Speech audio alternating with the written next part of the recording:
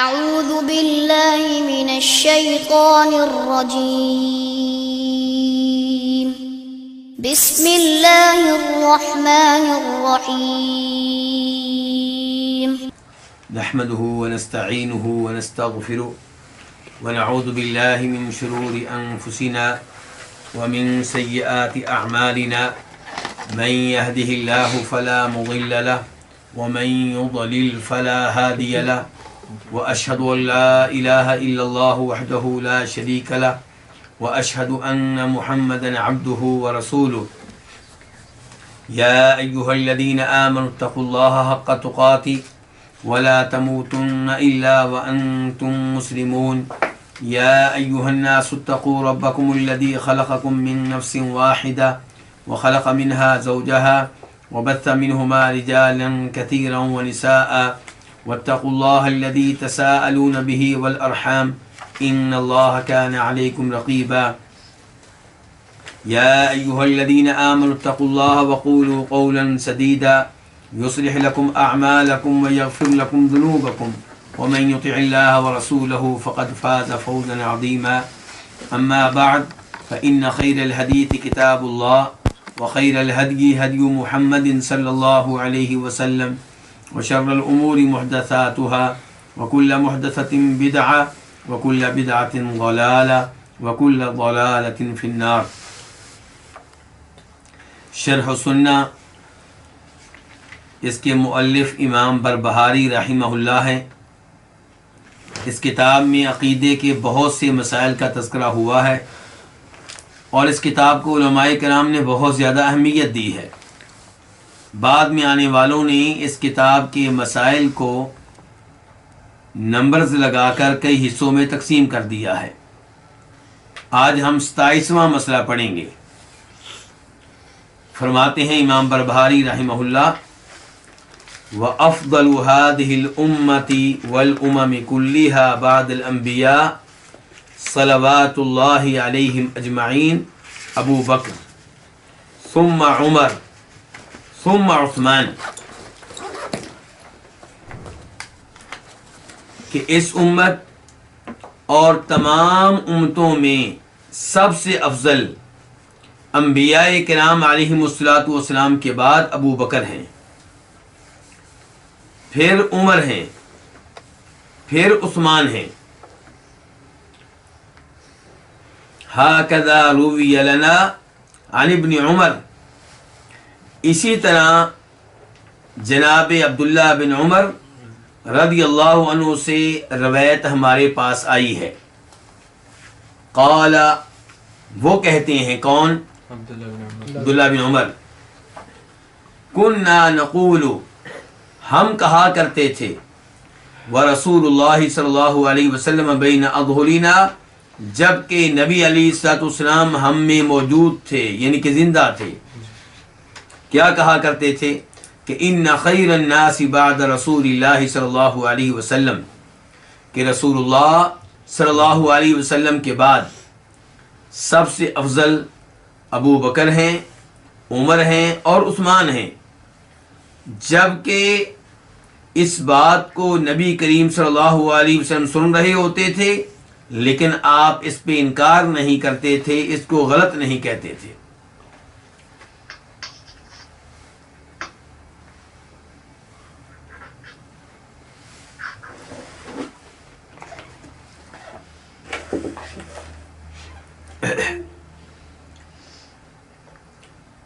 تو اس مسئلے کا تعلق صحابہ کرام رضوان اللہ علیہم اجمعین سے ہے، اور اس مسئلے میں کتاب کے مؤلف نے، امام بربہاری نے، صحابہ کرام کو 4 طبقات میں تقسیم کیا ہے. پہلے طبقے میں انہوں نے جناب ابو بکر، عمر اور عثمان کو رکھا ہے. اس طبقے کا تذکرہ کرتے ہوئے وہ کہتے ہیں کہ امت محمد صلی اللہ علیہ وسلم میں اور گزرنے والی تمام امتوں میں سب سے افضل انبیاء کرام علیہم الصلوۃ والسلام کے بعد ابو بکر رضی اللہ تعالی عنہ ہیں.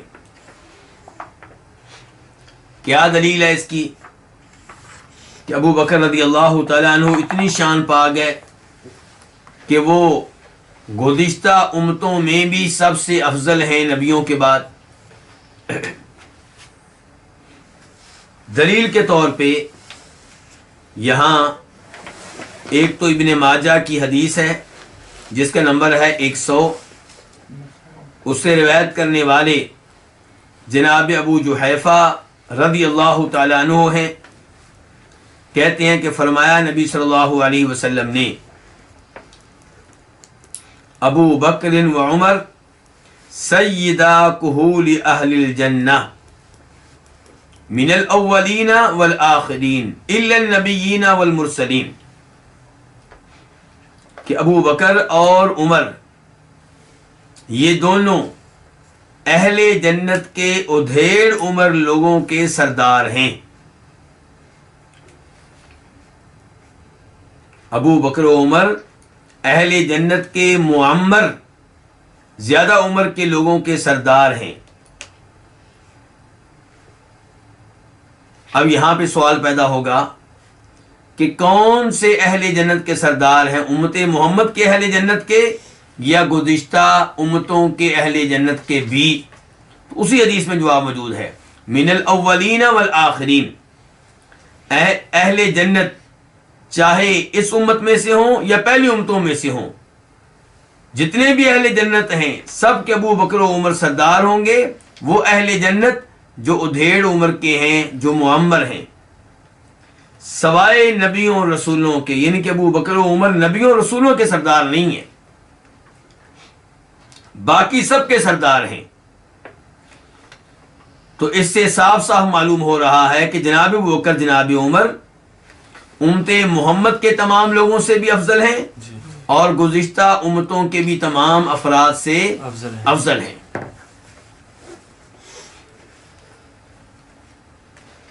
یہ حدیث آئی ہے تو یہاں پہ ایک سوال پیدا ہوگا اور اس سوال کا جواب آپ لوگوں نے دینا ہے کہ کہا جاتا ہے کہ جنت میں جانے والے سب لوگ نوجوان ہوں گے، اور یہاں پہ کہا جا رہا ہے کہ ابو بکر و عمر اہل جنت میں سے ان کے سردار ہوں گے جو بڑی عمر کے ہوں گے، جو معمر ہوں گے، جو ڈیڑھ عمر کے ہوں گے. جی تو کیا جواب ہے آپ لوگوں کے پاس؟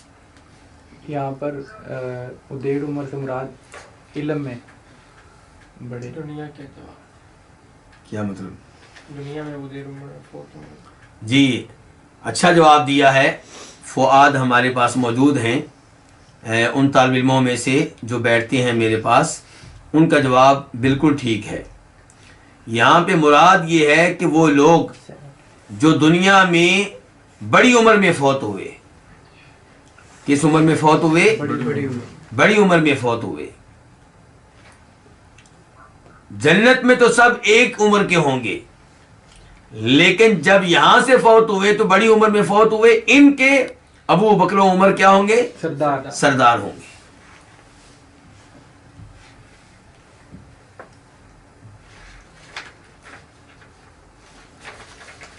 اور دوسری دلیل اس بات پہ کہ جناب ابو بکر رضی اللہ تعالی عنہ نبیوں کے بعد تمام لوگوں میں سب سے افضل ہیں.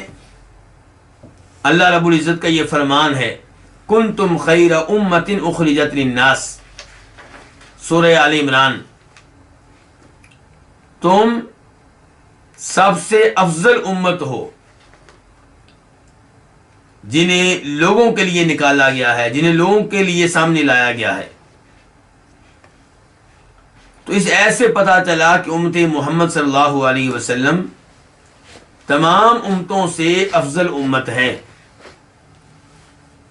تو اس کا نتیجہ یہ نکلے گا کہ امت محمد میں جو سب سے افضل ہیں ابو بکر، وہ تمام امتوں میں بھی سب سے افضل ہیں.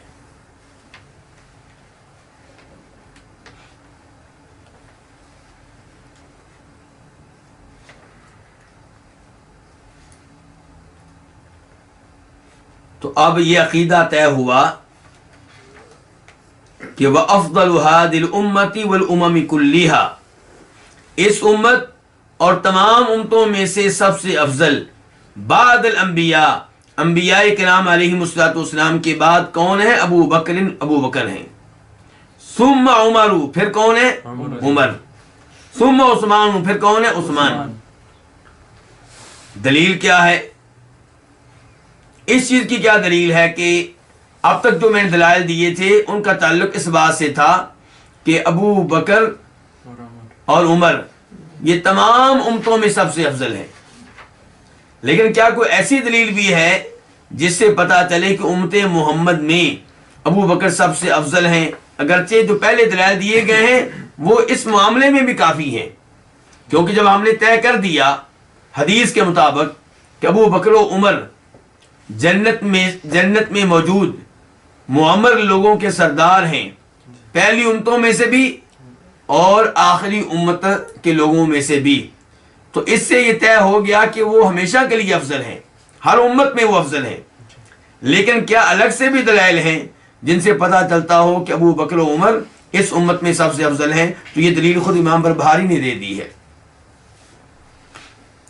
کہتے ہیں کہ عبداللہ بن عمر کہتے ہیں کننا نقول، ہم کہا کرتے تھے جب کہ رسول اللہ صلی اللہ علیہ وسلم بین اظہرنا، ہمارے بیچ میں تھے، ہمارے درمیان تھے، یعنی کہ زندہ تھے، حیات تھے. ہم کیا کہا کرتے تھے کہ ان خیر الناس، کہ بے شک لوگوں میں سے سب سے افضل بعد رسول اللہ، نبی کریم صلی اللہ علیہ وسلم کے بعد کون ہے؟ ابو بکر ہیں اور عمر ہیں اور عثمان ہیں. وَيَسْمَعُ بِذَلِكَ النَّبِيُّ صلی اللہ علیہ وسلم، اور ہمارے ان الفاظ کو نبی کریم صلی اللہ علیہ وسلم سن رہے ہوتے تھے. فَلَا يُنْكِرُ، تو وہ اس کو غلط قرار نہیں دیتے تھے، اس پہ اعتراض نہیں کرتے تھے، اس پہ انکار نہیں فرماتے تھے، اس پہ نکیر نہیں کرتے تھے. عبداللہ بن عمر کے یہ الفاظ کس کتاب میں آئے، کہاں سے لی ہے امام بربہاری نے؟ بخاری شریف کی حدیث نمبر 3697، 3697. عبداللہ بن عمر کہتے ہیں کننا فی زمن النبی صلی اللہ علیہ وسلم، ہم نبی کریم صلی اللہ علیہ وسلم کے زمانے میں لا نعدل بأبی بکر احدا، کسی کو بھی ابو بکر کے برابر نہیں کرتے تھے. ثم عمر، پھر ہم عمر کے برابر کسی کو نہیں کرتے تھے، پھر ہم عثمان کے برابر کسی کو نہیں سمجھتے تھے.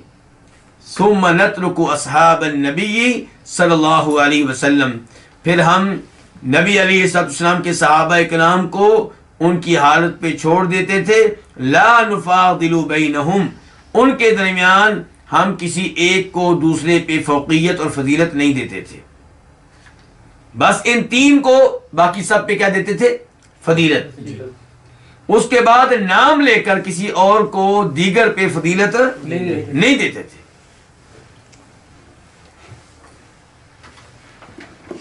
آپ نوٹ کر رہے ہوں گے کہ عبداللہ بن عمر کے ان الفاظ میں جناب علی کا نام موجود نہیں ہے.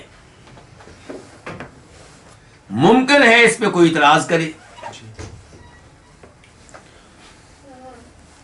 کہ عبداللہ بن عمر تو بیٹے ہیں کس کے؟ عمر رضی اللہ تعالیٰ عنہ کے. حالانکہ اعتراض بنتا نہیں ہے کیونکہ صحابہ کرام سب ایک دوسرے سے پیار کرنے والے، محبت کرنے والے تھے. لیکن موجودہ زمانے میں حالات ایسے پیدا کر دیے گئے ہیں جن کی وجہ سے ہمارے کئی دلائل مشکوک ہو جاتے ہیں، حالانکہ وہ شک و شبہ سے بالا تر ہوتے ہیں. موجودہ زمانے میں جو لوگ صحابہ کرام کے دشمن ہیں وہ ایسے شکوک و شبہات پیدا کرتے رہتے ہیں. وہ کہیں گے دیکھو جی یہ بات تو عمر کے بیٹے کہہ رہے ہیں، ہمیں اس پہ کیا اعتبار ہے، ہم اس پہ کیسے یقین کریں. تو میں یہاں آپ کے سامنے ایک اور روایت رکھنا چاہوں گا.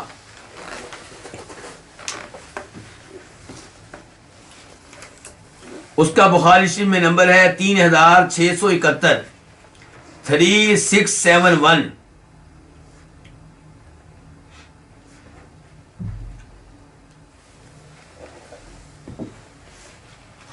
اور یہاں پہ راوی ہیں جناب علی رضی اللہ تعالیٰ عنہ کے صاحبزادے محمد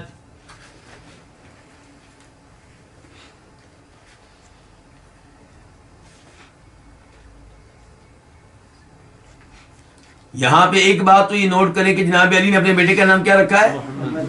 آج پاکستان، انڈیا، بنگلہ دیش وغیرہ میں اگر کوئی اپنے بیٹے کا نام محمد رکھ لے تو لوگ اس کی زندگی حرام کر دیتے ہیں. ہر آدمی کہتا ہے کہ تو نے اللہ کے رسول کے نام پہ بیٹے کا نام رکھ دیا ہے، اب لوگ اس کا نام لیں گے تو نام کی توہین ہو سکتی ہے، گستاخی ہو سکتی ہے، اس لیے تم کیا کرو محمد کے ساتھ کوئی اور نام بھی لگاؤ. مثال کے طور پہ محمد نذیر، محمد علی، محمد اسماعیل. پھر کیا ہوگا کہ لوگ اس کو ہمیشہ نذیر کہیں گے، اسماعیل کہیں گے، علی کہیں گے، محمد کوئی نہیں کہے گا. محمد بس اس وقت کہا جائے گا جب کہیں سرکاری کاغذات میں یا آئیڈینٹی کارڈ پہ یا پاسپورٹ پہ اس کا نام لکھا جائے گا، ورنہ اس کا نام دوسرا لیا جائے گا، محمد اس کا نام کوئی نہیں لے گا. تو یہ ہمارا ایک عجیب و غریب رویہ ہے. محبت کے نام پہ، عقیدت کے نام پہ ہم نے ایسی ایسی حرکتیں کی ہیں کہ جو حرکتیں اگر قرآن و حدیث کے سامنے رکھی جائیں، صحابہ کرام کے طرز عمل کے سامنے رکھی جائیں تو ہماری یہ حرکتیں عجیب سی محسوس ہوتی ہیں، لیکن ہم اس کو عجیب سمجھتے ہیں جو درست کام کر رہا ہو. آپ دیکھیں جناب علی نے بیٹے کا نام کیا رکھا ہے؟ اور آپ جانتے ہیں کہ جناب ابو بکر کے بھی ایک بیٹے کا نام کیا تھا؟ محمد. صرف محمد، اور ادھر بھی صرف محمد ہے. اچھا آگے کیا لکھا ہوا جی؟ محمد بن حنفیہ. میں نے کہا تھا کہ یہ جناب علی کے بیٹے ہیں، لیکن روایت میں کیا آ رہا ہے؟ حنفیہ کے بیٹے. ان کی والدہ کی طرف نسبت. تو حنفیہ کون ہے؟ یہ محمد کی والدہ ہے. تو ان کی نسبت والدہ کی طرف کیوں کی گئی؟ ان کی نسبت والد کی طرف کیوں نہیں کی گئی؟ یہ بتانے کے لیے کہ محمد اگرچہ اس لحاظ سے بہت بڑا اعزاز رکھتے ہیں کہ جناب علی کے بیٹے ہیں اور قریشی ہیں، ہاشمی ہیں، آل بیت میں سے ہیں، لیکن دوسرے اعزاز سے محروم ہیں، اور وہ یہ کہ جناب فاطمہ کے بیٹے نہیں ہیں. تو اگر کہا جاتا محمد بن علی تو لوگ اس چیز کو پہچان نہ پاتے. تو جب کہا گیا محمد بن حنفیہ تو پتا چلا کہ یہ محمد جو ہیں یہ جناب علی کے وہ بیٹے ہیں جو جناب علی کی لونڈی جو بنی حنیفہ قبیلے سے تعلق رکھتی تھی. جو کس قبیلے سے تعلق رکھتی تھی؟ بنی حنیفہ، بنو حنیفہ قبیلے سے تعلق رکھتی تھی، اس میں سے ہی محمد پیدا ہوئے ہیں. لیکن یہ تو ماننا پڑے گا نا کہ جناب حسن کے بھائی ہیں، یہ بھی ماننا پڑے گا جناب حسین کے بھائی ہیں، یہ بھی ماننا پڑے گا کہ قریشی ہیں، ہاشمی ہیں، آل بیت میں سے ہیں. تو یہ آل بیت کے فرزند محمد بن حنفیہ کہتے ہیں قلت لأبی، میں نے والد صاحب سے کہا ای الناس خیر بعد رسول اللہ صلی اللہ علیہ وسلم، نبی صلی اللہ علیہ وسلم کے بعد لوگوں میں سے سب سے افضل کون ہے، سب سے بہتر کون ہے؟ سوال کرنے والے بھی آل بیت میں سے اور جن سے سوال ہو رہا ہے وہ بھی آل بیت میں سے. قال ابو بکر، تو والد صاحب نے کہا کہ سب سے افضل اللہ کے رسول کے بعد کون ہے؟ ابو بکر ہیں. قلت ثم من، میں نے کہا پھر کون ہے؟ قال ثم عمر، تو والد صاحب نے کہا پھر عمر ہیں. وخشیت ان یقول عثمان، اب مجھے خدشہ یہ تھا کہ اگر میں نے پوچھ لیا اس کے بعد کون افضل ہے تو کس کے نام لے دیں گے؟ عثمان کا. تو میں نے جلدی سے سوال کا انداز تبدیل کیا، میں نے کہا ثم انت، پھر تو آپ کا نمبر ہی ہے نا. اس کے بعد عمر کے بعد. تو والد صاحب کہنے لگے ما انا الا رجل من المسلمین، میں تو مسلمانوں کا ایک عام فرد ہوں. تو یہ جناب علی کی تواضع بھی ہے، عاجزی بھی ہے کہ جناب عمر کے بعد بھی اپنے آپ کو ایک عام مسلمان قرار دے رہے ہیں، اور حقیقت کا اظہار بھی ہے کہ وہ کہہ رہے ہیں کہ سب سے افضل کون ہے؟ ابو بکر، اور اس کے بعد کون ہے؟ عمر. کیا یہ کہا جا سکتا ہے کہ اس میں بھی انہوں نے تواضع کا مظاہرہ کیا ہوگا؟ کیوں جی؟ ہو سکتا ہے کہ وہ دل میں یہ سمجھتے ہوں، ان کو معلوم ہو سب سے افضل میں ہوں، لیکن اوپر سے تواضع کے انداز میں کہہ دیا کہ ابو بکر سب سے افضل ہیں. کیا ہم یہ سوچ سکتے ہیں؟ نہیں، ایسا نہیں سوچا جا سکتا، بالکل نہیں. کیونکہ جناب علی حق کہنے والے ہیں. جی حق کے وہ تواضع کا مطلب یہ نہیں ہے کہ آپ جھوٹ بولیں. تو جناب ابو بکر کو انہوں نے سب سے افضل قرار دے کر حقیقت کا اظہار کیا ہے. بالکل اور آپ دیکھ چکے ہیں کہ عبداللہ بن عمر اوپر بیان کر رہے ہیں کہ یہ حقیقت سب صحابہ اکرام کے ہاں مسلمہ تھی، طے شدہ تھی. جی وہ کہہ رہے ہیں کہ ہم اللہ کے نبی کے زمانے میں ہم ان کے صحابہ اکرام ابو بکر کے برابر کا کسی کو نہیں سمجھتے تھے. جی پھر ان کے بعد عمر کے برابر کا کسی کو نہیں سمجھتے تھے. پھر اس کے بعد عثمان کے برابر کا. اور یہی کچھ جناب علی نے کہا ہے. تو جو عقیدہ عام صحابہ اکرام کا ہے وہی عقیدہ کس کا ہے؟ حضرت جناب علی کا ہے. جی جو عقیدہ صحابہ اکرام کا ہے وہی عقیدہ آل بیت کا ہے. جی آل بیت بھی سمجھتے ہیں کہ سب سے افضل ابو بکر ہیں. جی اور یہ دونوں روایتیں کہاں ہیں؟ بخاری شریف میں. جی میں یہ اس بات کی جانب بھی توجہ دلانا چاہوں گا. کئی لوگ یہ کہتے رہتے ہیں کہ بخاری مسلم میں اور احادیث کی کتب میں آل بیت کی روایات موجود نہیں ہیں. بھی آل بیت کی روایات موجود ہیں، جی باب لیکن آپ آل بیت کو آل بیت مان لیں تو صحیح. جناب علی کو تو آپ نے مان لیا، ان کے بیٹے محمد کو بھی مانے آل بیت میں سے.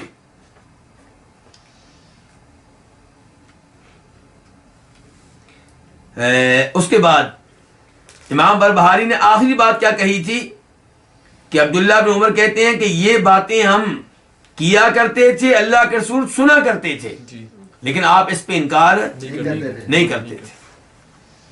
یہاں پہ پہلے نمبر پہ اگر صحابہ کے نام ایسا نظریہ رکھتے تھے اور ایسی گفتگو آپس میں کرتے تھے، اللہ کے رسول نے سنی ہو یا نہ سنی ہو، اس گفتگو کا اللہ کے رسول کے زمانے میں ہونا اس بات کی دلیل ہے کہ یہ گفتگو بالکل صحیح ہے. جی نبی کریم صلی اللہ علیہ وسلم کے زمانے میں صحابہ کرام نے کوئی کام کیا اور آپ نے اس سے منع نہیں کیا تو وہ کام کیا کہلائے گا؟ صحیح درست کہلائے گا. جی کیوں؟ کیونکہ وہ زمانہ کون سا تھا؟ وحی کا زمانہ. وہی جی اگر وہ کام غلط ہوتا، اللہ کے رسول کے علم میں نہ بھی ہوتا، اللہ تعالیٰ اس کے اوپر تنبیہ فرما دیتے. جی اسی لیے جابر بن عبداللہ ایک حدیث میں کہتے ہیں کہ ہم نبی کریم صلی اللہ علیہ وسلم کے زمانے میں عزل کیا کرتے تھے اور قرآن نازل ہو رہا تھا. بتانا کیا چاہتے ہیں کہ یہ جائز ہے؟ جائز بتانا کیا چاہتے ہیں کہ یہ جائز جائز ہے. اب عزل سے مراد کیا ہے؟ یعنی کہ اپنی بیگم سے تعلقات قائم کرتے ہوئے کوشش یہ کرنا کہ حمل نہ ٹھہرے، کوشش یہ کرنا کہ حمل نہ ٹھہرے، اور مرد کا اپنا پانی عورت کی بجائے باہر ہی گرا دینا، اس کو عزل کہتے ہیں. تو جابر کہہ رہے ہیں کہ یہ کام ہم اللہ کے رسول کے زمانے میں کیا کرتے تھے اور قرآن نازل ہو رہا تھا، یعنی کہ ہمیں منع نہیں کیا گیا. تو مطلب کیا نکلا کہ جائز ہے. جائز ہے. تو ایسے ہی عبداللہ بن عمر اور دیگر صحابہ کرام کا آپس میں اس موضوع پہ گفتگو کرنا کہ سب سے افضل ابو بکر ہیں، عمر ہیں، عثمان ہیں، اور اس بارے میں قرآن کی طرف سے خاموشی، حدیث کی طرف سے خاموشی، منع نہیں کیا گیا، روکا نہیں گیا، اس کا مطلب ہے کہ یہ عقیدہ بالکل ٹھیک ہے. لیکن یہاں پہ معاملہ اس سے بڑھ کر ہے. عبداللہ بن عمر کہتے ہیں اللہ کے رسول نے یہ الفاظ سنے ہم سے جی اور آپ نے اس کے اوپر انکار نہیں کیا، اس کو غلط قرار نہیں دیا. تو سنے اس کی کیا دلیل ہے یہ ذرا نوٹ کیجئے گا. امام ابن ابی عاصم اپنی کتاب السنہ میں روایت کرتے ہیں اور اس کا نمبر ہے وہاں پہ 1196 1196، اور اس روایت کو شیخ البانی رحمہ اللہ نے اس کے کئی ایک شواہد کی وجہ سے صحیح قرار دیا ہے. وہاں پہ کیا آیا ہے کہ عبداللہ بن عمر سے روایت ہے، وہ کہتے ہیں کننا نتحدث، ہم گفتگو کیا کرتے تھے علی عہد رسول اللہ صلی اللہ علیہ وسلم، نبی کریم صلی اللہ علیہ وسلم کے زمانے میں. کیا گفتگو کرتے تھے کہ ان خیر هذه الامه بعد نبیها ابو بکر و عمر و عثمان، کہ اس امت کے نبی کے بعد سب سے افضل ابو بکر، عمر و عثمان ہیں. فیبلغ ذلك النبی، تو یہ ہماری گفتگو نبی صلی اللہ علیہ وسلم تک پہنچتی تھی فلا ينکرہ علینا، لیکن آپ ہمارے اوپر اس وجہ سے کوئی اعتراض نہیں کرتے تھے، اس کو غلط قرار نہیں دیتے تھے، اس وجہ سے کوئی نکیر نہیں فرماتے تھے۔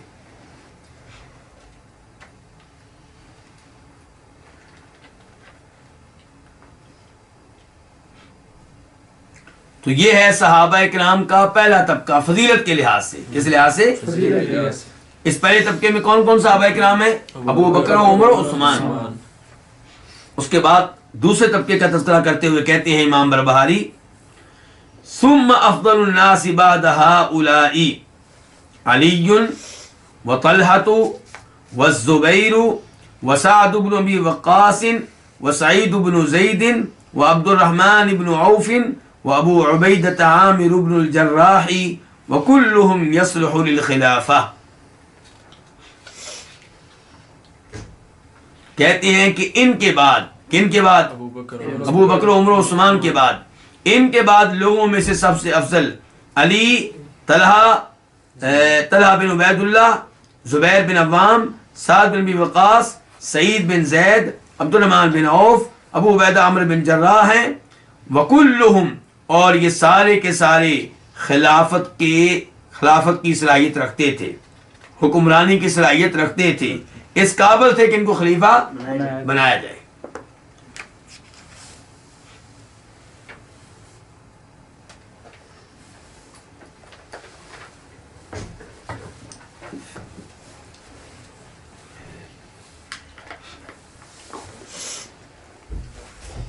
یہ جن کا تذکرہ کیا گیا ہے ان کو کیا کہا جاتا ہے؟ عشرہ مبشرہ۔ عشرہ کا معنی کیا ہوتا ہے؟ 10۔ مبشرہ جن کو بشارت دی گئی، خوشخبری دی گئی، یعنی کہ وہ 10 صحابہ کرام جن کو دنیا میں ہی جنت کی خوشخبری دے دی گئی کہ تم جنت میں جاؤ گے۔ ایسے صحابہ کرام کتنے ہیں؟ 10 سے زیادہ ہیں، لیکن 10 وہ ہیں جن کو ایک ہی مجلس میں یہ خوشخبری دی گئی، تو ان کو کیا کہتے ہیں؟ عشرہ مبشرہ۔ عشرہ مبشرہ میں سے 3 کا تذکرہ اوپر ہو چکا، کون؟ ابو بکر و عمر و عثمان۔ باقی 7 کا تذکرہ اب آیا ہے۔ تو وہ کون سی حدیث ہے جس میں آیا ہے کہ یہ 10 کے 10 جنتی ہیں؟ پہلے وہ میں آپ کے سامنے رکھنا چاہوں گا۔ حدیث کو روایت کرنے والے ہیں امام ترمذی، نمبر ہے 3748، 3748۔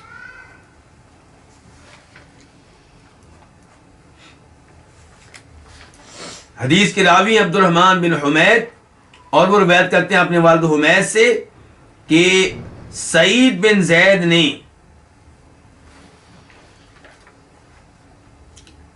بیان کیا کہ ان رسول اللہ صلی اللہ علیہ وسلم قال، کہ فرمایا نبی کریم صلی اللہ علیہ وسلم نے عشرۃ فی الجنہ، 10 لوگ جنت میں جائیں گے۔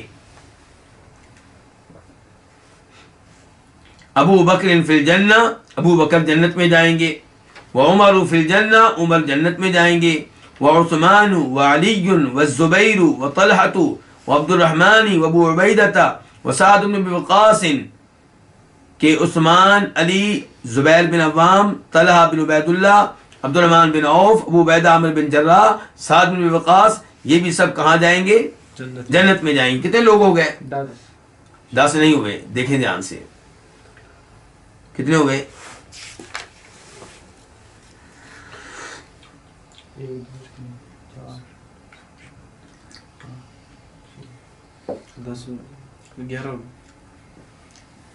11 نہیں ہوئے، 9 ہوئے ہیں۔ کتنے ہوئے ہیں؟ 9۔ قال، راوی کہتے ہیں فعد هؤلاء 9، تو سعید بن زید نے ان 9 لوگوں کو شمار کیا۔ کتنے لوگوں کو؟ 9 کو۔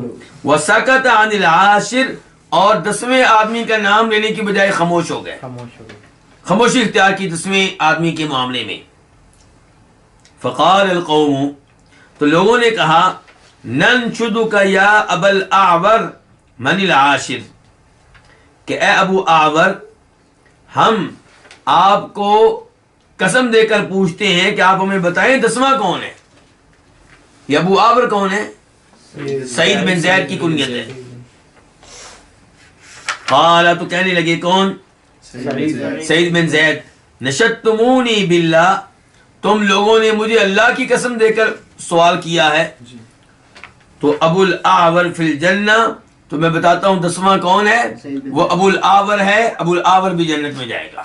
یہ کہ 10واں نام آپ نے میرا لیا تھا، عاجزی کی وجہ سے اپنا نام نہیں لے رہے تھے. آپ نے فضیلت ذکر نہیں کر رہے تھے.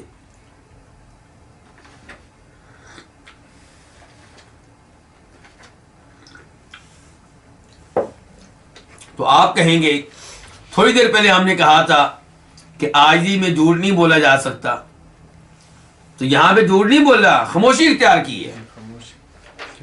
یہ نہیں ہے کہ انہوں نے کہا ہو کہ جناب میرے بارے میں ایسا نہیں کہا اللہ کے رسول نے، بس چپ ہو گئے.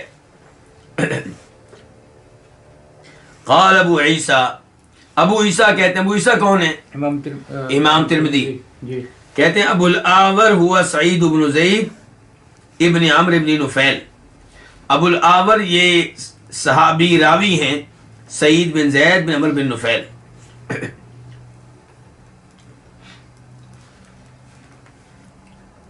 عقیدے کی جیسے یہ کتاب ہے جو ہم پڑھ رہے ہیں، ایسے عقیدے کی ایک اور کتاب ہے، اس کو کہتے ہیں عقیدہ طحاویہ. کیا کہتے ہیں؟ عقیدہ طحاویہ. کیونکہ اس کو لکھنے والے امام ابو جعفر طحاوی ہیں. امام ابو جعفر طحاوی. اور امام ابو جعفر طحاوی کون ہیں؟ یہ مالکی ہیں یا شافعی ہیں؟ یہ حنفی ہیں. یہ کون ہیں؟ یہ حنفی ہیں. بنیاد. تو انہوں نے عقیدے کی کتاب لکھی ہے. اس عقیدے کی کتاب کی شرح لکھی ہے ایک اور امام نے، انہیں کہتے ہیں ابن ابی العز الحنفی. یہ کہ شرح لکھنے والے بھی کیا ہیں؟ حنفی ہیں. کون؟ ابن ابی العز. تو یہ ابن ابی العز عقیدے کی اس کتاب میں کہتے ہیں وَقَدِ اتَّفَقَ أَهْلُ السُّنَّةِ، اہل سنت کا اتفاق ہے، عَلَى تَعْظِيمِ هَؤُلَاءِ الْعَشَرَةِ وَتَقْدِيمِهِمْ لِمَا اشْتَهَرَ مِنْ فَضَائِلِهِمْ وَمَنَاقِبِهِمْ. ان 10 صحابہ کرام کے فضائل اور مناقب کے پیش نظر اہل سنت کے اس بات پہ اتفاق ہے کہ ان 10 کے 10 صحابہ کرام کو عظیم جانا جائے اور ان کو باقی صحابہ کرام پہ فوقیت دی جائے، ترجیح دی جائے.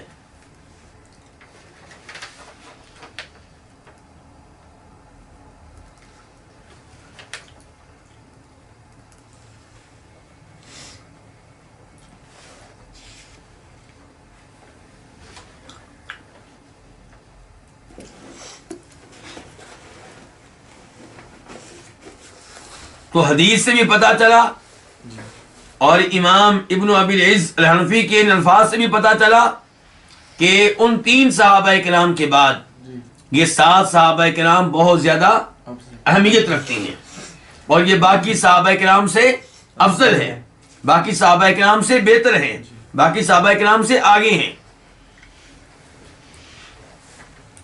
لیکن یہاں پہ میں جناب علی کے فضائل ذکر کرنا چاہوں گا. 1-2 فضائل آپ نوٹ کریں گے کہ میں نے الگ سے ابو بکر و عمر و عثمان کے فضائل ذکر نہیں کیے، لیکن جناب علی کے ذکر کرنے لگا ہوں. کیوں؟ کیونکہ جناب علی کا نام یہاں پہ ان 3 کے ساتھ نہیں لیا گیا، بعد میں لیا گیا. ہو سکتا ہے کسی کے ذہن میں یہ اشکال پیدا ہو جائے، یہ شک پیدا ہو جائے کہ شاید امام بربہاری اور ہم جناب علی کو وہ مقام نہیں دینا چاہتے جو ان کا مقام بنتا ہے. تو میں یہ 2 فضائل بیان کر کے وعدے کرنا چاہتا ہوں کہ ہم جناب علی کو وہی مقام دیتے ہیں جو مقام ان کا صحابہ کرام کے ہاں تھا. جو ان کا مقام صحابہ کرام میں مشہور و معروف تھا، وہی مقام ہم ان کو دیتے ہیں. اور اللہ کے فضل و کرم سے ہم جناب علی سے محبت کرتے ہیں اور جناب علی سے محبت کو ایمان کی علامت اور نشانی قرار دیتے ہیں اور ان سے بغض و عداوت کو ہم منافقت قرار دیتے ہیں.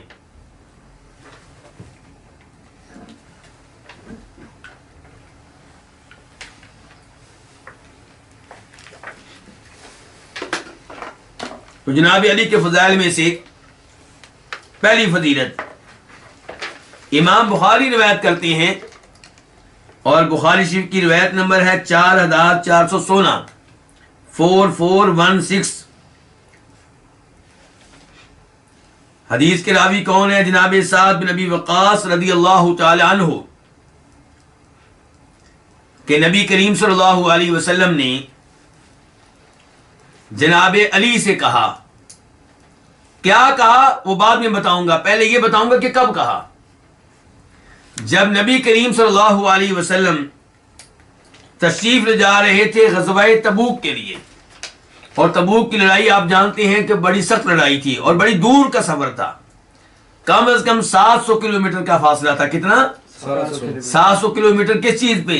گھوڑوں اور اونٹوں پہ، یعنی کہ اونٹنیوں پہ یا پیدل، اور فاصلہ کتنا؟ 700 کلومیٹر۔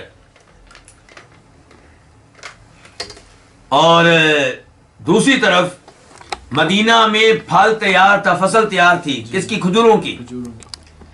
اب کھجوروں کے اوپر مدینہ والوں کی زندگی گزرتی ہے، کھجوریں بیچ کر باقی چیزیں خریدتے ہیں، اور سال کے بعد یہ موسم آتا ہے، وہ کھجوریں بھی آپ چن نہ سکیں، سنبھال نہ سکیں، تو آپ کا آئندہ سال خطرے میں پڑ جائے گا۔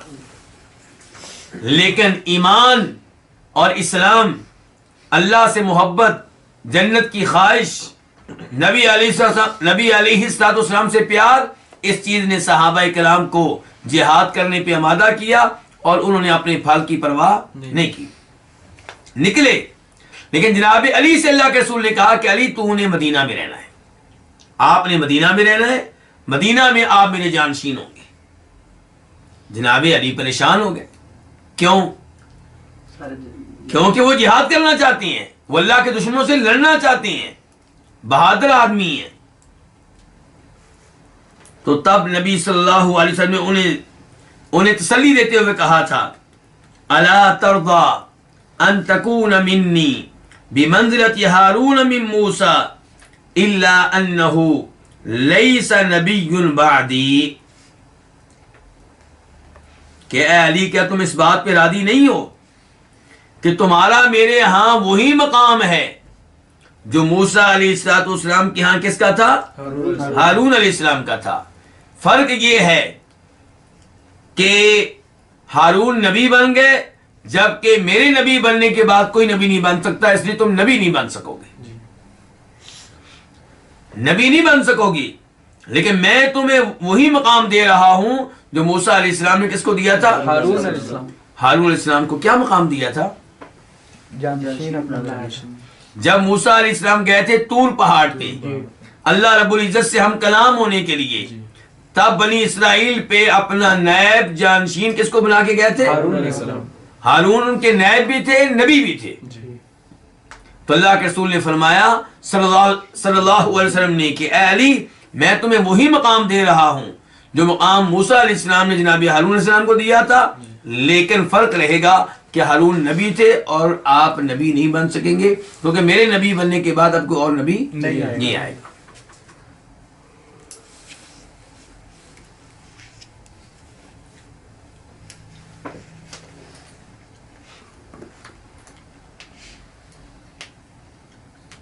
دوسرے نمبر پہ وہ حدیث جسے سہل بن سعد ساعدی روایت کرتے ہیں، سہل بن سعد ساعدی، کہ فرمایا تھا نبی صلی اللہ علیہ وسلم نے لَأُعْطِيَنَّ الرَّایَةَ غَدًا رَجُلًا يَفْتَحُ عَلَى يَدَيْهِ يُحِبُّ اللَّهَ وَرَسُولَهُ وَيُحِبُّهُ اللَّهُ وَرَسُولُهُ۔ خیبر کی لڑائی ہو رہی ہے اور ایک قلعہ اسے فتح کرنے میں مشکل پیش آ رہی ہے، تو فرماتے ہیں نبی کریم صلی اللہ علیہ وسلم کل میں جھنڈا ایک ایسے شخص کو دوں گا جس کے ہاتھوں اللہ تعالیٰ فتح دیں گے، وہ آدمی اللہ اور اللہ کے رسول سے محبت کرتا ہے اور اللہ اور اللہ کے رسول اس سے محبت کرتے ہیں۔ اب ہر صحابی یہ خواہش رکھتا تھا کہ یہ ذات کس کو ملے؟ مجھے ملے۔ لیکن نبی علیہ الصلوۃ والسلام نے یہ ذات کس کو دیا؟ جناب علی کو. تو اس حدیث سے پتہ چلا کہ جناب علی وہ عظیم انسان ہیں جن سے اللہ کے رسول بھی محبت کرتے تھے اور آسمانوں سے اللہ تعالیٰ بھی محبت کرتا ہے. اور ساتھ ہی یہ شہادت اللہ کے رسول کی طرف سے کہ جناب علی اللہ کے رسول سے سچی محبت کرنے والے ہیں. تو یہ بہت بڑا اعزاز ہے جناب علی کے لیے.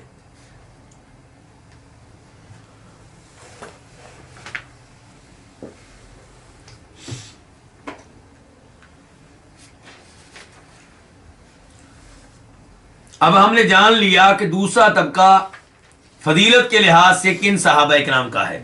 کتنے ہیں یہ؟ 7. ایسے ہی ہے نا. آخر میں امام برباری نے یہ کہہ دیا ہے وَكُلُّهُمْ يَصْلُحُ لِلْخِلَافَةِ، یہ سارے کے سارے خلافت سنبھالنے کے قابل تھے. ان میں سے ہر کوئی صلاحیت رکھتا تھا اس بات کی کہ اسے خلیفہ بنایا جائے، حکمران بنایا جائے. تو اس کی کیا دلیل ہے؟ امام بربہاری نے یہ عقیدہ کہاں سے لے لیا؟ یہ کہاں سے انہیں پتا چل گیا کہ ان میں سے ہر کوئی خلافت کی صلاحیت رکھتا تھا؟ اس بارے میں جو روایت بیان کرنے لگا ہوں اس سے پہلے جو گزشتہ حدیث میں نے بیان کی ہے جناب علی کی شان میں، اس کا نمبر لکھ لیں 3009 بخاری شریف.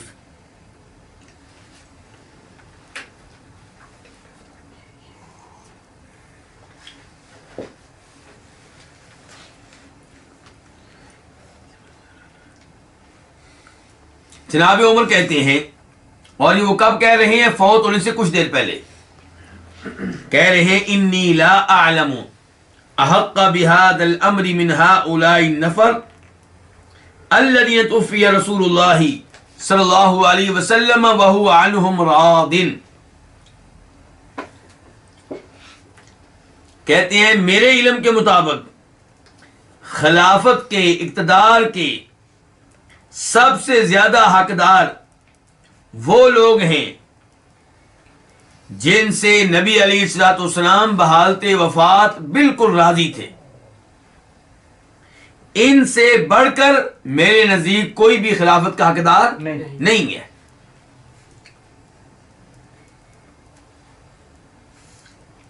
فمن استخلفوا بعدی فهو الخلیفہ، جس کو میرے بعد یہ خلیفہ مقرر کرے وہی خلیفہ ہوگا. فاسمعوا له، تو جس کو یہ خلیفہ مقرر کر دیں اس کی بات سننا. وَأَطِيعُوا، اور اس کی اطاعت کرنا.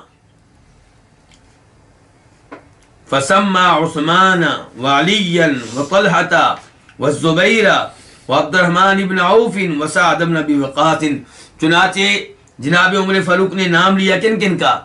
جناب عثمان کا، جناب علی کا، طلحہ کا، زبیر کا، عبد الرحمن بن عوف کا، سعد بن ابی وقاص کا. کتنے ہو گئے؟ گنے ذرا. 7 نہیں گنے، پھر گنے. 6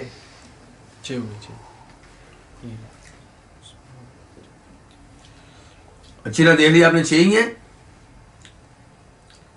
جی، یہ 6 ہیں. یہ کون ہے؟ 6. ان میں سے جناب عثمان کا تعلق کس گروہ سے ہے؟ پہلے طبقے سے. باقی کتنے رہ گئے؟ 5. اب باقی 2 ہم نے تلاش کرنے ہیں. کتنے رہ گئے؟ 2. کہ جناب عمر فاروق نے باقی 2 کا تذکرہ کیوں نہیں کیا؟ امام بربہاری کہہ رہے ہیں کہ سب کے سب خلافت کے قابل تھے، جبکہ جناب عمر فاروق نے آئندہ خلیفہ مقرر کرنے کے لیے جو کمیٹی مقرر کی ہے، جن کے نام لیے ہیں اور آپ نے ابھی سنے ہیں، وہ نام جو ہیں ان میں 2 کا نام نہیں ہے. وہ 2 کون ہیں؟ نمبر 1 ابو عبیدہ عامر بن جراح. ان کا نام کیوں نہیں ہے؟ کیونکہ یہ پہلے ہی فوت ہو چکے تھے. یہ کیا تھے؟ فوت ہو چکے تھے. خلافت کے قابل تھے، لیکن جناب عمر فاروق کے فوت ہونے سے پہلے یہ فوت ہو چکے تھے، اس لیے انہوں نے ان کا نام نہیں لیا. اور ایک نام نہیں لیا کس کا؟ سعید بن زید کا. سعید بن زید کا نام کیوں نہیں لیا؟ کیونکہ جناب عمر فاروق کے رشتہ دار ہیں، گہری رشتہ داری ان سے ان کی. جناب عمر فاروق نہیں چاہتے تھے کہ ان کے بعد ان کا کوئی رشتہ دار یہ ذمہ داری سنبھالے، تو اس لیے انہوں نے سعید بن زید کا بھی نام نہیں لیا۔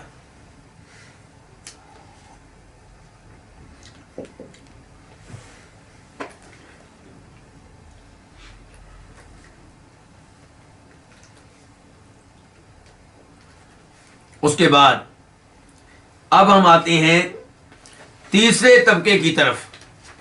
تیسرا طبقہ کن کا؟ صحابہ کرام کا۔ کس اعتبار سے؟ فضیلت کے اعتبار سے۔ کتاب کے مؤلف کہتے ہیں امام بربہاری، ثم افضل الناس بعد هؤلاء، پھر لوگوں میں سے سب سے زیادہ فضیلت رکھنے والے ان کے بعد۔ کن کے بعد؟ یہ 10 صحابہ کرام جن کا تذکرہ ہو چکا ہے، جی ان کے بعد کون ہے؟ اصحاب رسول اللہ صلی اللہ علیہ وسلم، نبی علیہ الصلوۃ والسلام کے صحابہ کرام۔ جی کیا مطلب؟ باقی سب باقی صحابہ کرام، لیکن باقی سب نہیں۔ جی وضاحت کہتے ہیں القرن الذی بعث فیہم، وہ زمانے کے وہ لوگ جن میں اللہ کے رسول کو نبی بنا کر بھیجا گیا۔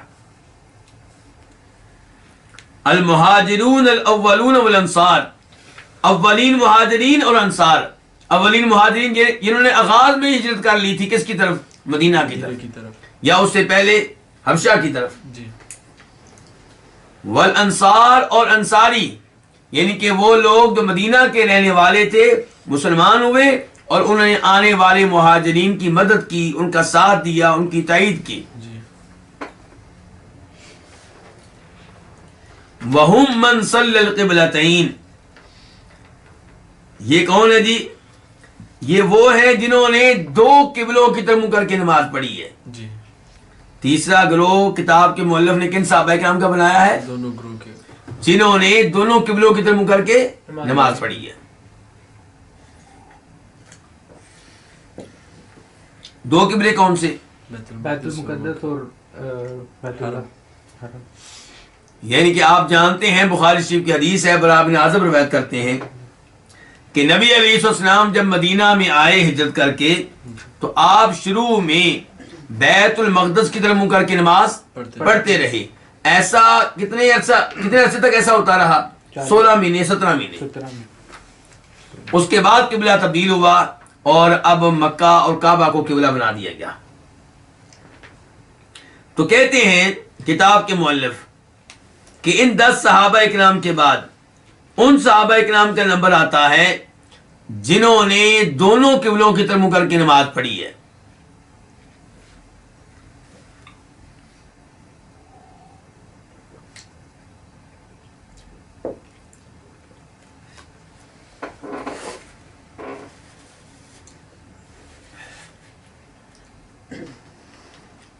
یہ صحابہ اکرام جن کا تذکرہ تیسرے گروپ میں ہوا ہے، ان کی فضیلت کے بارے میں دلائل کیا ہیں؟ جی اللہ تعالیٰ فرماتے ہیں سورہ توبہ آیت نمبر 100،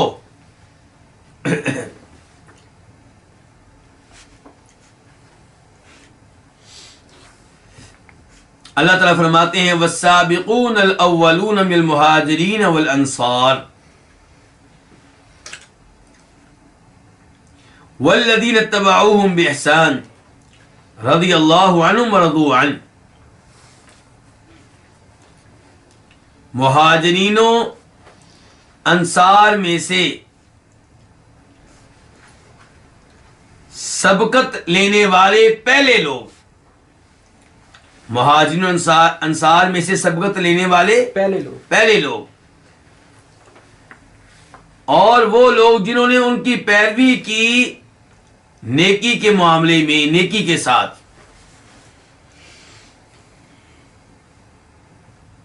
کتنے لوگ ہوگا یہ؟ 3۔ مہاجرین میں سے سبقت لے جانے والے پہلے لوگ، انصار میں سے سبقت لے جانے والے پہلے لوگ، اور تیسرے نمبر پہ وہ لوگ جنہوں نے ان کی پیروی کی، ان کی اقتداء کی نیکی کے ساتھ۔ ان تینوں کو کیا ہے جی؟ فرمایا رضی اللہ عنہم، اللہ ان پہ راضی ہو چکا۔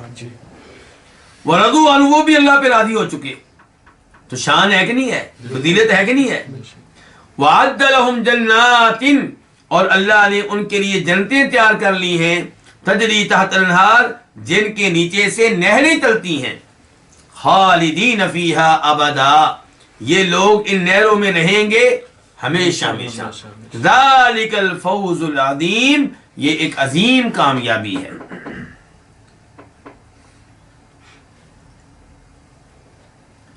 اب غور کرنا ہے کہ مہاجرین میں سے سبقت لے جانے والے پہلے لوگ کون ہیں. ایک اور یہ ہے کہ جنہوں نے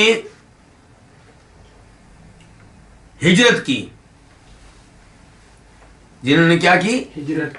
ہجرت کی. یہ کون لوگ ہیں؟ مہاجرین میں سے سبقت لے جانے والے پہلے لوگ، یہ کہ جنہوں نے شروع میں ہجرت کر لی تھی. دوسرا قول یہ ہے کہ وہ جنہوں نے دونوں قبلوں کی طرف منہ کر کے نمازیں ادا کی.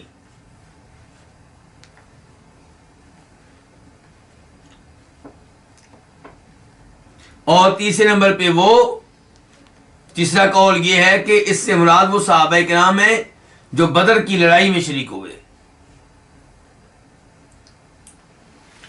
چوتھے نمبر پہ اس سے مراد وہ صحابہ کرام ہیں جو بیعت رضوان تک مسلمان ہو چکے تھے. بیعت رضوان صلح حدیبیہ جو سن 6 ہجری میں ہوئی تھی، اس وقت تک مسلمان ہو چکے تھے. اور پانچواں قول یہ ہے کہ اس سے مراد وہ تمام صحابہ کرام ہیں جو مکہ فتح ہونے سے پہلے مسلمان ہو چکے تھے.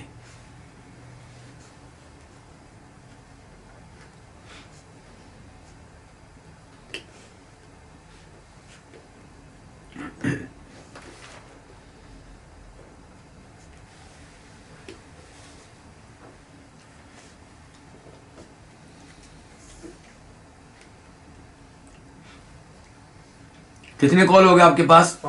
5. ان 5 میں سے امام بربہاری نے کس کو اختیار کیا ہے؟ دونوں قبلوں کی طرف، دونوں قبلوں کی طرف منہ کر کے نماز ادا کرنے والے لوگ. جی محسوس یہ ہو رہا ہے جی کہ امام بربہاری نے ان لوگوں کا تیسرا طبقہ بنایا ہے. امام ابن ابی العز الحنفی، میں بتا چکا ہوں کہ جیسے عقیدے کی یہ کتاب ہے جو ہم پڑھ رہے ہیں، ایسے عقیدے کی کتاب کیا؟ عقیدہ طحاویہ. تحاویہ، عقیدہ طحاویہ کے رائٹر کون ہیں؟ ابو جعفر طحاوی، حنفی ہیں، جی مصر کے تھے جی اور کافی پرانے حنفی ہیں. ان کا عقیدہ جو ہے اس کی شرح لکھی ہے، اس کی وضاحت لکھی ہے کنہوں نے؟ امام ابن ابی العز الحنفی نے. تو یہ امام اس شرح میں لکھتے ہیں، کہتے ہیں کہ مہاجرین و انصار میں سبقت کرنے والے پہلے لوگ وہ لوگ ہیں جو مکہ فتح ہونے سے پہلے ایمان لے آئے.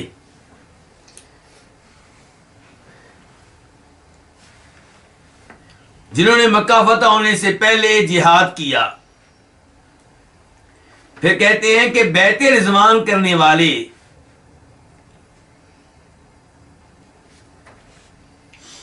سارے کے سارے اس گروہ کا حصہ ہیں، کیونکہ بیعت رضوان کب ہوئی ہے؟ مکہ سے پہلے سن 6 ہجری میں، جی اور مکہ کا فتح ہوا ہے سن 8 ہجری میں. 8 ہجری. تو اس کا مطلب یہ ہے کہ بیعت رضوان کرنے والے بھی ان کا حصہ ہے. اور بیعت رضوان والے صحابہ کرام کتنے تھے؟ 1400 صحابہ کرام. کتنے؟ 1400 صحابہ کرام. جی تو یہ اس گروہ کا حصہ ہے. تو یہ وہ قول ہے جس کو اختیار کیا ہے امام ابن ابی العز نے. کس کی تفسیر میں؟ والسابقون الاولون من المہاجرین والانصار کی تفسیر میں.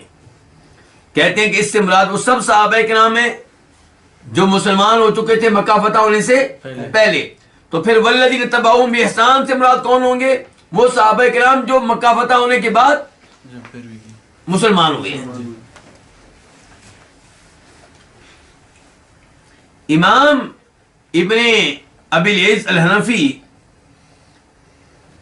راجع قول درست قول بیان کرنے کے بعد کہتے ہیں وقیلا، اور کہا گیا ہے کہ ان السابقین الاولین من صلی الی القبلتین، پہلے پہل سبقت لے جانے والے والسابقین الاولون سے مراد کون لوگ ہیں؟ کہتے ہیں وہ صحابہ کرام جن کو دونوں قبلوں کی طرف منہ کر کے نماز پڑھنے کا موقع ملا ہے. کہتے ہیں امام صاحب وَهَذَا ضعیف، لیکن یہ قول کیا ہے؟ ضعیف ہے، کمزور قول ہے. کیسے جی؟ کہتے ہیں فَإِنَّ الصَّلَاةَ إِلَى الْقِبْلَةِ الْمَنْسُوخَةِ لَيْسَ بِمُجَرَّدِهِ فَضِيلَةٌ، جو قبلہ منسوخ ہو چکا ہے اس کی طرف نماز پڑھ لینا یہ کون سی کوئی فضیلت ہے؟ یہ طرح کوئی فضیلت نہیں ہے. لِأَنَّ النَّسْخَ لَيْسَ مِنْ فِعْلِهِمْ، کیونکہ اللہ نے جو قبلے کو منسوخ کیا ہے یہ ان کا عمل نہیں، یہ تو اللہ کا عمل ہے. اور کوئی ایسی دلیل نہیں ملتی کہ اس وجہ سے کوئی فضیلت آئی ہو. فضیلت یہ ہے کہ جن لوگوں نے شروع میں اللہ کی راہ میں خرچ کیا، شروع میں اللہ کی راہ میں جہاد کیا، شروع میں جنہوں نے اللہ کے رسول کی بیعت کی، تو ان کی فضیلت آئی ہے، بالکل آئی ہے.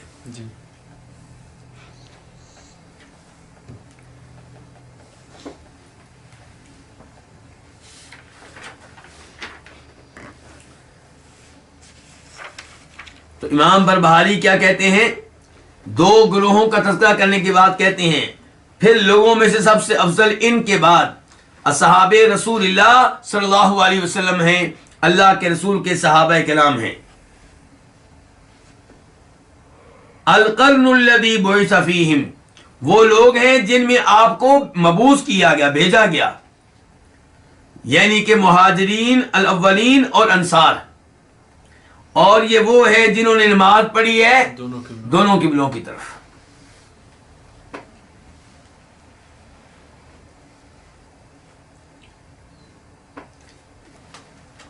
والسابقون الاولون من المہاجرین والانصار آیت کی میں وضاحت کر رہا تھا تو اس میں نے وضاحت کر دی تھی کہ ان کی مہاجرین سے مراد کون ہے، اولین مہاجرین سے مراد کون ہے.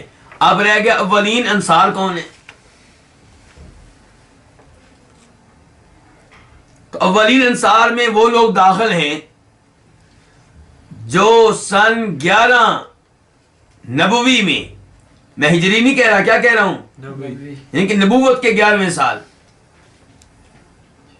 جبکہ ابھی ہجرت نہیں ہوئی تھی، نبی بنے ہوئے آپ کو 11واں سال تھا، آپ مکہ میں تھی. تو جو لوگ نبوت کے 11ویں سال مکہ آئے اور حج کے موقع پہ خفیہ طور پہ مینا میں نبی علیہ الصلوۃ والسلام کی بیعت کی، جسے بیعت عقبہ کہتے ہیں، اور ان کی تعداد 7 تھی. کتنے لوگ تھے یہ؟ 7.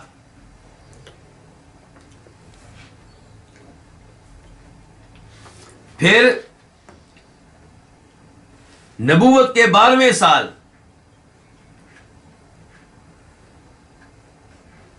مکہ میں حج کے موقع پہ آپ کی بیعت کرنے والے لوگ تھے 72، 70 مرد 2 عورتیں. تو یہ بھی کون ہوئے؟ اولین انصار.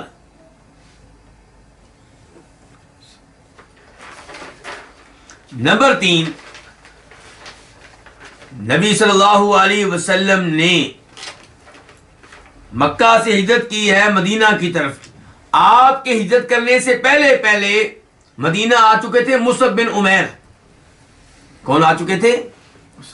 معلم بن کر، قرآن کے معلم، قرآن کے مدرس، دین اسلام کے عالم بن کر.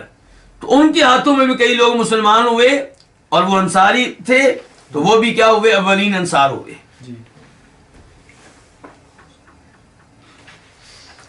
چوتھے نمبر پہ آپ کی آمد کے بعد جو لوگ مسلمان ہوئے مدینہ والوں میں سے، وہ بھی کیا ہوئے؟ اولین انصار ہوئے.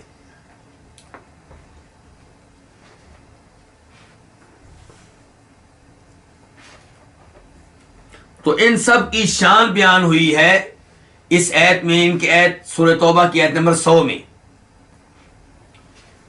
اللہ نے کیا کہا ہے کہ مہاجرین و انصار میں سے سبقت لے جانے والے پہلے لوگ اور وہ لوگ جنہوں نے ان کی پیروی کی ہے نیکی کے ساتھ، اللہ ان پہ کیا ہو چکا؟ راضی ہو چکا۔ اور یہ اللہ پہ راضی ہو چکے۔ یہ بہت عظیم الفاظ ہیں، اور یہاں سے پتہ چلا کہ صحابہ کرام کو مرتد قرار دینے والے رافضی لوگ غلط ہیں، کیونکہ اللہ تو کہہ رہا ہے میں ان پہ راضی ہو چکا، اور اللہ جانتے ہیں ماضی کے بارے میں بھی، حال کے بارے میں بھی، اور مستقبل کے بارے میں بھی۔ اگر اللہ تعالیٰ کے علم میں یہ ہوتا کہ ان لوگوں نے اللہ کے رسول کے فوت ہو جانے کے بعد مرتد ہو جانا ہے، تو اللہ تعالیٰ کبھی بھی یہ اعلان نہ کرتے کہ میں ان پہ راضی ہو چکا۔ اللہ کا یہ کہنا میں ان پہ راضی ہو چکا، اس بات کی دلیل ہے کہ اللہ کو معلوم تھا کہ یہ مرتد نہیں ہوں گے، یہ اسلام پہ قائم و دائم رہیں گے۔ تو اللہ نے ایک تو اعلان یہ کیا کہ میں ان پہ راضی، دوسرا اعلان ان کے لیے کیا کیا کہ ان کے لیے جنت کیا ہے؟ تیار ہے۔ جنت کے نیچے کیا ہوں گی؟ نہریں بہ رہی ہوں گی، اور انہوں نے وہاں پہ ہمیشہ ہمیشہ رہنا ہے۔ اللہ نے کہا یہ بہت بڑی کامیابی ہے۔ یہ جو گروہ ہے، تیسرا گروہ جس کا تذکرہ ہو رہا ہے، ان کی فضیلت کے بارے میں ایک حدیث بھی پیش کی جا سکتی ہے۔ وہ کیا ہے؟ وہ حدیث جسے عمران بن حسین صحابی روایت کرتے ہیں نبی علیہ الصلوۃ والسلام سے، جس کا بخاری میں نمبر ہے 2651 2651، کہ فرمایا نبی کریم صلی اللہ علیہ وسلم نے خیر الناس قرنی، لوگوں میں سے سب سے افضل وہ لوگ ہیں قرنی جو میرے زمانے کے ہیں، ثم الذین یلونہم، پھر وہ لوگ جو ان کے بعد آئیں گے، پھر وہ لوگ جو ان کے بعد آئیں گے۔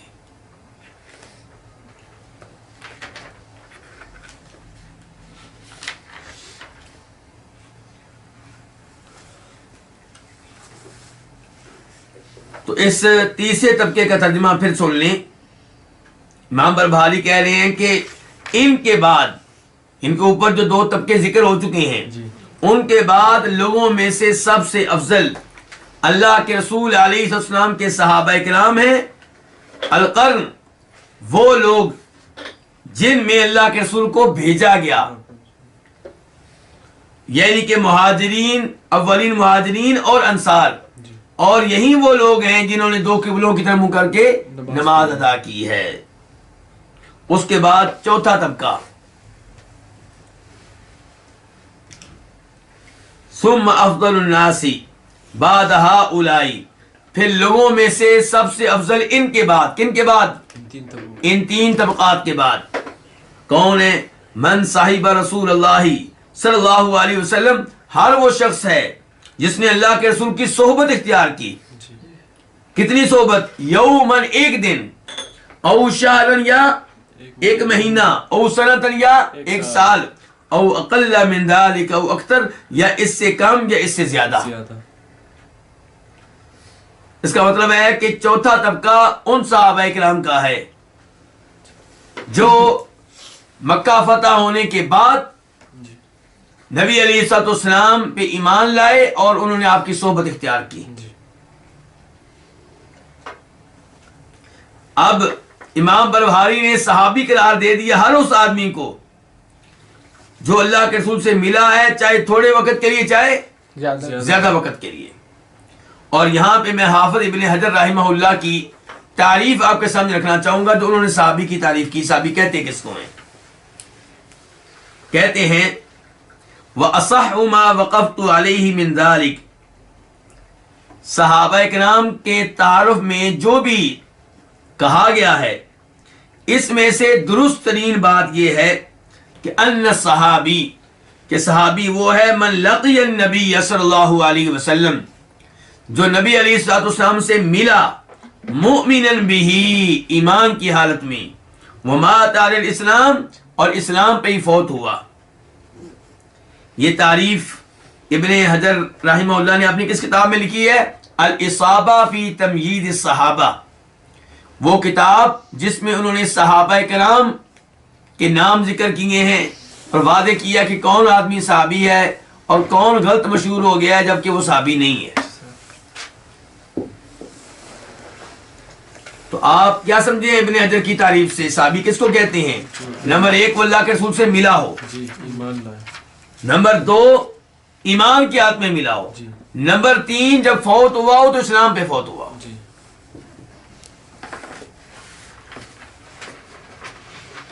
تو کتاب کے مؤلف کہہ رہے ہیں چوتھے طبقے کا تعارف کرواتے ہوئے پھر لوگوں میں سے سب سے افضل ان کے بعد وہ ہے جو اللہ کے رسول کی صحبت میں رہا 1 دن یا 1 مہینہ یا 1 سال یا اس سے کم یا اس سے زیادہ.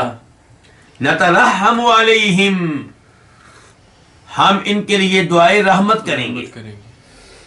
وَنَذْكُرُ فَضْلَهُمْ اور ہم ان کے فضائل ذکر کریں گے. وَنَكُفُّ عَنْ زَلَلِهِمْ اور ہم ان کی غلطی سے کیا کریں گے؟ رک جائیں گے، اس کی غلطی کو بیان نہیں کریں گے. وَلَا نَذْكُرُ أَحَدًا مِّنْهُمْ إِلَّا بِالْخَيْرِ اور ہم ان میں سے کسی کا تذکرہ نہیں کریں گے مگر کس انداز میں؟ خیر کے انداز میں. ان میں سے ہر ایک کا تذکرہ خیر کے ساتھ کریں گے، شر کے ساتھ نہیں، برائی کے ساتھ نہیں. ان میں سے کسی کو بھی برا بلا ہم نہیں کہیں گے. صحابہ کرام میں سے کسی کو بھی برا بلا ہم نہیں کہیں گے. کیوں جی؟ لقول رسول اللہ صلی اللہ علیہ وسلم کیونکہ نبی علیہ السلام کا فرمان ہے اذا ذکر اصحابی فامسکوا جب میرے صحابہ کا تذکرہ ہو، جب میرے صحابہ کو ذکر کیا جائے فامسکوا تو رک جاؤ. کیا مطلب؟ ان پہ تنقید نہ کرو، انہیں برا بلا نہ کہو. اس حدیث کو روایت کیا امام طبرانی نے المعجم الکبیر میں اور دیگر کئی ایک ائمہ حدیث نے. شیخ البانی رحمہ اللہ نے اس کو صحیح قرار دیا ہے اور اسے لے کر آئے ہیں اپنی کتاب السلسلہ صحیحہ میں. وہاں اس کا نمبر ہے 34 اور وہاں پہ شیخ البانی کہتے ہیں کہ روی من حدیث ابن مسعود وثوبان وابن عمر وطاؤس مرسلا کہ اس کو روایت کیا گیا عبداللہ بن مسعود کی حدیث سے اور صوبان کی حدیث سے، عبداللہ بن عمر کی حدیث سے. ان کے 3 صحابہ کرام نے اس حدیث کو روایت کیا ہے. نمبر 4 طاؤس تابعی نے بھی روایت کیا ہے اس کو بطور مرسل، یعنی کہ وہ صحابی کا نام نہیں بتا سکے لیکن انہوں نے بھی کہا ہے تابعی ہو کر کہ اللہ کے رسول نے یہ بات کہی ہے، اللہ کے رسول نے یہ بات کہی ہے. لیکن شیخ البانی کہتے ہیں وَكُلُّهَا ضَعِيفَةُ الْإِسْنَادِ ان تمام روایات کی سندیں کیا ہیں؟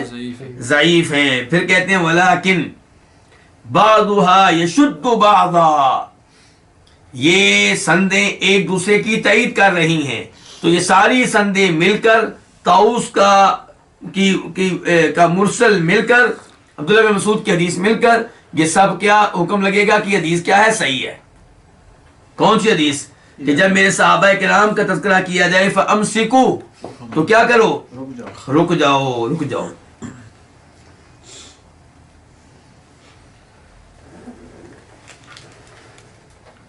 یہ جو ہم نے پڑھا ہے امام بربہاری سے کہ صحابہ کرام کے لیے دعائے رحمت کرنی ہے، ان کے فضائل کا تذکرہ کرنا ہے اور ان کی جو غلطیاں ہیں ان سے کیا کرنا ہے؟ رک جانا ہے. ان کا تذکرہ نہیں کرنا توہین کے انداز میں، بےزتی کے انداز میں، اور ان میں سے ہر ایک کا تذکرہ خیر کے انداز میں کرنا ہے. اور اس کے بعد حدیث ہے.